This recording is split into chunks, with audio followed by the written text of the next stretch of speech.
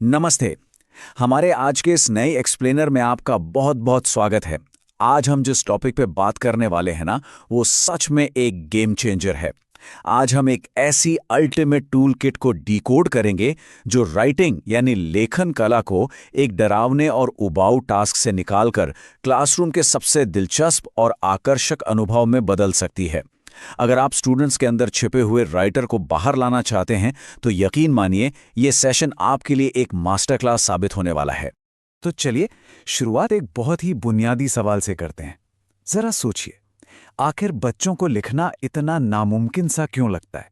हम सब इस बात से अग्री करेंगे कि एक बिल्कुल खाली कोरे पन्ने को लगातार घूरना सच में किसी डरावने सपने से कम नहीं है। जब कोई लिखना शुरू करता है तो एकदम परफेक्ट सेंटेंस लिखने का जो प्रेशर होता है ना, वो अच्छे भले विचारों को पूरी तरह से ब्लॉक कर देता है। ये एक यूनिवर्सल प्रॉब्लम है और इसे समझना ही इस पहेली को सुलझाने की पहली सीढ़ी है। तो यहाँ सबसे कैच वाली बात क्या है? बात यह है कि राइटिंग कोई फाइनल प्रोडक्ट नहीं है, बल्कि ये एक पूरी प्रोसेस है। हमें तुरंत परफेक्शन की उम्मीद बिल्कुल नहीं करनी चाहिए। जैसे ही हम पहले ही ड्राफ्ट में सब कुछ एकदम सही होने का वो भारी भरकम प्रेशर हटा देते हैं ना, तो स्टूडेंट्स का डर अपने आप छूमंतर होने लगता है।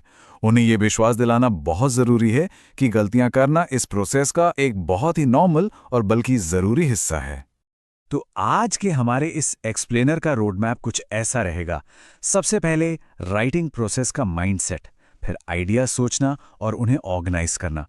उसके बाद स्टिकी नोट्स का क्रिएटिव इस्तेमाल, फिर मॉडर्न डिजिटल कम्युनिकेशन को समझना और आखिर में शेयरिंग के जरिए मोटिवेशन। चलिए सबसे पहले पड़ाव से शुरू करते हैं, द राइटिंग प्रोसेस माइंडसेट। ये वो मजबूत नींव है जिस पर स्टूडेंट्स की कामयाबी टिकी है। अब इस प्रोसेस के 5 बहुत ही क्लियर स्टेप्स हैं: prewriting, organising, writing, editing और फिर रीराइटिंग।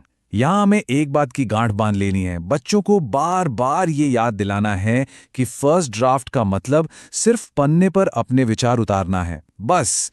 ये कोई फाइनल एग्जाम नहीं है। जब बच्चे ये समझ जाते हैं कि काट छाट और सुधारने यानी एडिटिंग और रीराइटिंग के लिए बाद में बहुत समय मिलेगा, तो वे बिना किसी हिचकिचाहट के खुलकर लिखने लगते हैं। आगे बढ़ते हैं दूसरे हिस्से की तरफ, विचार पैदा करना और उन्हें ऑर्गेनाइज करना, यानी एक कोरे कागज से लेकर ख्यालों के तूफान तक का सफर। अब सवाल यह है कि आइडियाज लाएं कहां से? इसके लिए कुछ कमाल के फ्रेमवर्क्स हैं, जैसे ग्रुप्स में ब्रेनस्टॉर्मिंग करना। इसमें एक आइडिया से दूसरा आइडिया खुद ब खुद निकलता है। या फिर फ्री राइटिंग, जहां बिना रुके बस जो भी दिमाग में आ रहा है लिखते जाना है, ग्रामर की कोई टेंशन नहीं। और हां, जर्नलिस्टिक क्वेश्चंस, यानी कौन, क्या, कहां, कब, क्यों और कैसे। ये 6 सवाल किसी भी टॉपिक की तह तक जाने का सबसे शानदार और सिस्टमैटिक तरीका है। शादी के दिन की प्लानिंग का ये विजुअल रोड मैप कितने बेहतरीन तरीके से समझाता है कि एक माइंड मैप असल में काम कैसे करता है। ये बिल्कुल एक विजुअल जीपीएस की तरह है। एकदम हवा हवाई और एब्स्ट्रैक्ट विचारों को ये तुरंत एक ठोस और देखने लायक आकार दे देता है। मेन टॉपिक एकदम बीच में होता है और उससे जुड़े आइडियाज शाखाओं की तरह हर तरफ फैलते हैं। ये छोटी सी टेक्निक स्टूडेंट्स को एक क्लैरिटी भी देती है और उनके उत्साह को भी बढ़ाती है। अब आते हैं तीसरे और बहुत ही इंटरेस्टिंग हिस्से पर, क्रिएटिव टूल्स यानी स्टिकी नोट्स।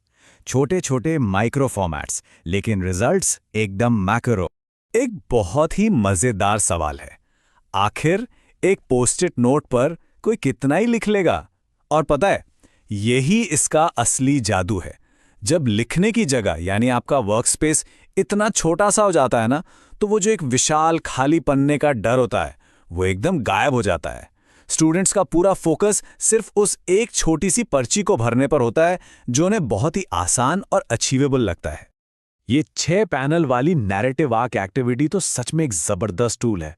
करना क्या है, बच्चों को 6 अलग अलग स्टिकी नोट्स दीजिए। पहले पर वो मेन कैरेक्टर ड्रॉ करेंगे, दूसरे पर सेटिंग, तीसरे में शुरुआती प्रॉब्लम, फिर प्रॉब्लम का बढ़ना, उसका पीक पर आना और लास्ट में रेजोल्यूशन। सोचिए, बस छोटे छोटे चित्र बनाकर और उन्हें सेट करके बच्चों ने खेलते खेलते पूरी कहानी का स्ट्रक्चर खड़ा कर दिया, वो भी बिना जरा सी भी घबराहट के। चलिए अब बात करते हैं चौथे पहलू की, मॉडर्न डिजिटल कम्युनिकेशन को नेविगेट करना। आखिरकार हम एक नए मिलेनियम में लिख रहे हैं। आजकल की असलियत क्या है? एक तरफ है हमारी ट्रेडिशनल फॉर्मल इंग्लिश और दूसरी तरफ है आजकल की टेक्सटीज। जी हाँ, वही क्रिएटिव स्पेलिंग्स, गायब होते सब्जेक्ट्स, ढेर सारे इमोजीज और सिंगुलर दे का खुलकर इस्तेमाल। अब एज एजुकेटर्स हमें यहाँ कोई पुलिस वाला बनकर सख्त नियम नहीं थोपने हैं, बल्कि हमें बच्चों को ये समझाना है कि कौन सी भाषा किस कॉन्टेक्स्ट और किस जगह के लिए सही है।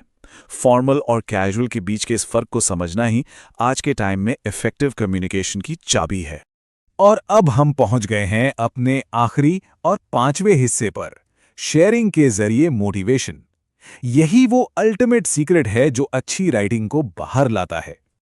बच्चों के काम को एक कम्युनिटी के सामने लाने के कई शानदार तरीके हैं, जैसे ब्लॉग्स, क्लास की वेबसाइट्स, न्यूज़लेटर्स, छोटी छोटी किताबें पब्लिश करना, या फिर पब्लिक बुलेटिन बोर्ड्स और मज़ेदार कॉन्टेस्ट्स करवाना। होता क्या है ना, जब बच्चों को पता होता है कि उनका काम उनके दोस्त या दूसरे लोग पढ़ने वाले हैं, तो उनका मोटिवेशन एकदम अलग लेवल पर होता है। उन्हें अपने काम पर जो प्राइड फील होता है, वो एक ऐसा स्पार्क है जो लंबे समय तक उनके साथ रहता है। तो इस एक्सप्लेनर के आखिर में एक बहुत ही इंटरेस्टिंग सवाल के साथ मैं आपको छोड़े जा रहा हूं। आपकी अगली क्लास में वो खाली पन्ना कैसे बदलने वाला है? इस टूल किट की इन प्रैक्टिकल ट्रिक्स के साथ मुझे पूरा यकीन है कि वो कोरा कागज अब डर की वजह नहीं बल्कि अनगिनत क्रिएटिविटी का एक शानदार कैनवस बनेगा। तो बस जाइए और इन आइडियाज़ को अपनी क्लास में आजमाइए। हमारे साथ इस एक्सप्लेनर में जुड़ने के लिए आपका बहुत बहुत शुक्रिया।